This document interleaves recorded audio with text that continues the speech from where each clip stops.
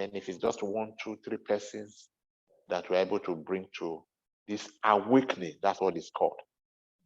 Moving away from all of this materialistic, dull, relative to this other side, we think we're enjoying. But when we really come to see this other side, we feel, oh, this is the real enjoyment. All of that was just material. So it takes hearing at a minimal level. What it really takes is for something catastrophic, something not too pleasant to happen, to awaken you, to bring that awakening, to bring that consciousness. For the time being, hopefully, messages like this are actually meant more for people who are at that level of at the level of that catastrophe, that's something not so pleasant happening. Okay. So messages is like this. It's not for people who feel, what is this man talking about? Everything he's talking about is not applicable to me. It's not for people like that. But for people who are here and have remained here, we are there to pull them up, to just give them a finger and lift them up by this message. So that's why I say it's not for everybody. Not for people who feel, well, what you are saying does not work, it worked for me. Okay, that's fine. Not for you. But for a few people that were standing, the storm of life came, they are falling. All right? So the fallen can rise again. This is the message. Once they are able to awaken and connect, establish that connection, they will draw all of the energy, all of the power by knowledge that they need, not just to return to the level they were, but to go higher. Okay. So do I conclude by saying that, what you just said now earlier about distractions we have here and there based on majorly technology, do we now erase the wrong perception, or do we now say this erases the wrong perception that a lot of people, religious people as well, or religious houses, who believe that this is just a way, this is an intentional way, to deviate people from certain consciousness or their spiritual consciousness, because that's actually what some people think. Yeah, it's a right perspective, in my opinion, to look at it. It's not it's valid point. Okay, so it's valid. Yeah, for me, it's valid. So it's intentional. Intentional by who now? That's where differences now begin. Intentional by the people who invent all of this, with the changes we're seeing every day, the rate at which the world is going, like globally, technologies, we see everything going. So, and you mentioned earlier that these people also get the inspiration, the power to do some of these things comes from the spirit, from within. So by saying that, so does that contradict what people believe? A lot of religious houses and some individuals believe that it's because that this is just an intentional way of distracting people from their spiritual, consciousness. Yeah, it is obviously right to say so. So yeah, okay. I do agree that it's obvious that it's distracting. It's very distracting. Yeah, but the point I just wanted us to look at, but we don't necessarily have to, is intentional by who. The people who made them are just they were given. If they were not given the concept, the idea, and they will not be able to implement it. As far as they are concerned, they have done something wow for mankind. They have made their own contribution. So it's all part of the game, but it is distracting. We cannot run away from that. It is distracting. It is more likely that somebody who is growing up in the village where he has access, where it's closer to nature, is likely to appreciate. No, not appreciate. It's likely to find communion more with nature than somebody like me who is in America, and then from the lifestyle, even as basic as eating organic food, where most of the food I have access to is non-organic, and everything else from food to medicine to all of that. Yeah, even though on one hand, all of this is positive because technology has really made life easy. But wherever there is positivity, if you look closely, you find that it also carries its own negativity. That's right? true, though. Yeah. Yeah. So the advantages are enormous, but yes, it has the disadvantage of distracting people from spirituality. That is obvious. All right. So, in communicating with God, because that's also what prayer is about. We do that in humility, or rather, let me put it this way: I come in humility, I come in obedience, and I try to. That's how I want to communicate with God. I respect Him, and I trust Him, and and then I come to Him in prayer, but not practicing any of these principles that you're talking about. Is that prayer in it? Yeah, is that prayer? Mm-mm. No, it's not. Prayer does not work.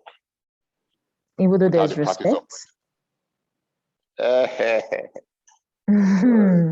Is it your respect that God wants? God has told you many times over and over and over, go and represent me, go and love me, go and do for me. And then he has explained to you that the way to represent me is to copy my love, and that whatever you do, in whatever pursuit you engage yourself in, ensure that the goal, the vision is to attain my status, which is all love. So is it prayer that he wants to eat? Is it rest reverence? Go and do what he asks you to do. So these are the distractions. We talk about all of these distractions, even within spiritual circle, and emphasize them that we forget the real message. The real message must not be diluted. Must not be diluted with prayer or anything else other than go and love. Go and love. So we're also earthly fathers now. So if you see my child, go and do this, and then he comes back to you, and he speaks English and says things about, oh, my way, I saw this. Dad, did you know I did this? I did this. Yeah. Oh, beautiful. You did all of that, my son. Well done. Now, what about the real thing I sent you to go do? You didn't do it. You have not pleased your father. In spite of all of the other beautiful experiences you shared, you have not pleased your father. So go and do the real thing. In fact, don't come and tell me the other sweetest experiences. Let it be after you have done the real thing, you now have these other ones to tell me. Go and do the real thing. Once we can stay focused on that real thing, that is when we get results. And not let this other distraction of little things that do not matter deviate us from getting results. The real thing is, this is who I am. In your practice of principle, you are attempting, you are working to become like him. So that's just it. So you cannot have $20 in your pocket and you find a situation that genuinely touches your heart that $5 can solve, or even the entire $20 can solve. And then you keep your $20 and say, oh God, please do something about this case. You are a hypocrite. You are a hypocrite. And then you expect that kind of prayer will be answered, even though you are saying it on behalf of somebody. So this is the thing we're talking about. You should only pray about things that you do not have the power to do for others, not about you. And then it will be registered that, oh, if you had the power, you'd have done it. So no, not about prayer. Not about counting prayer as the primary thing. Yes, prayers and all of this is talked, all these things he said about fasting, prayer, worship. Yeah, they have their places here and there. But are they the main things?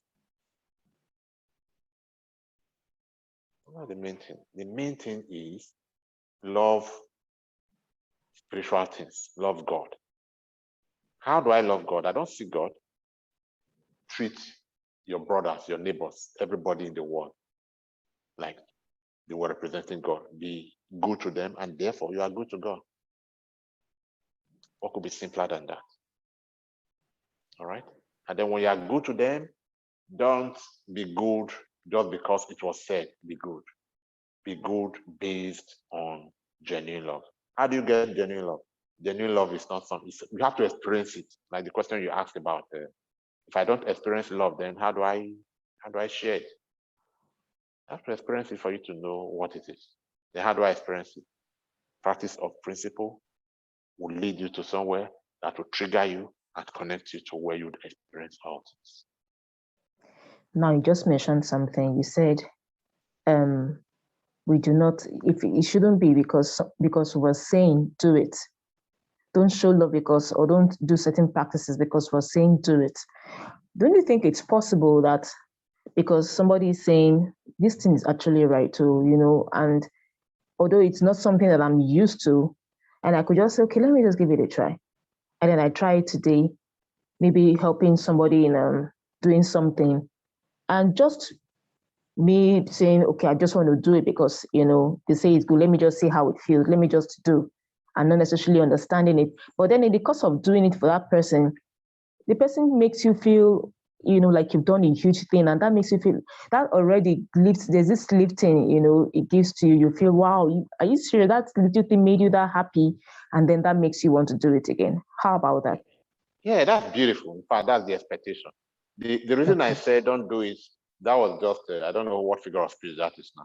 But I'm just saying, if you do not believe me enough to practice it based on, let me try it, then you also can experience it so that you now know instead of just believing. Okay. Yeah.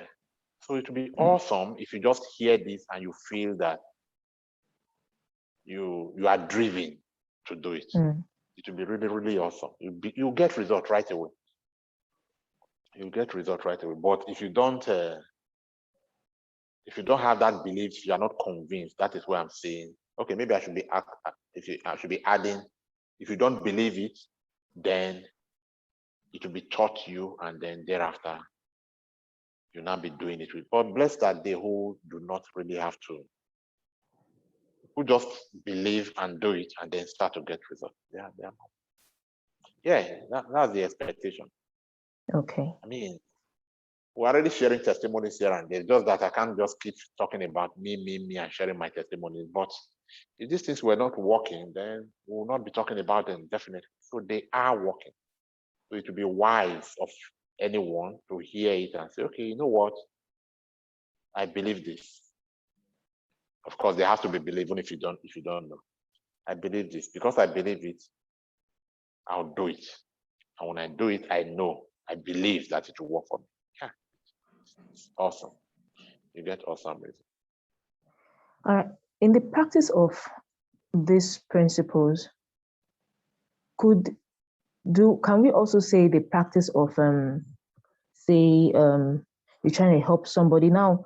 Because I think some of us could actually assume that this practice could basically be about, oh, you don't have food to eat, or I'm going to give you food. I wouldn't mind giving you my breakfast or my lunch. I can actually do without it. Just so, because when the person smiles, there's this joy it gives you. When you do that. Now, in the practice of helping somebody, say I want to help somebody do some chores, isn't that practice of love? Yeah. Anything you do, to be honest, even if you don't do material work, even if it's just a wish, as long as the motive is love, it is practice of principle and practice of love, and it brings great profit. Okay. It brings great profit. Just let the motive be love. Let there not be hidden motive for. Let the motive not be anything else, and let it not be self. Let it be, in the case of helping somebody carry out some chores, that you genuinely, how are you going to do all of this alone by yourself? That's so much work. let me help you genuinely, not looking. If you are doing it for wages or for benefits, then it's different. Yeah.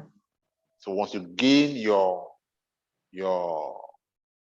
benefits in wages, you are settled. But if you did it for love, then it is practice of principle. Okay.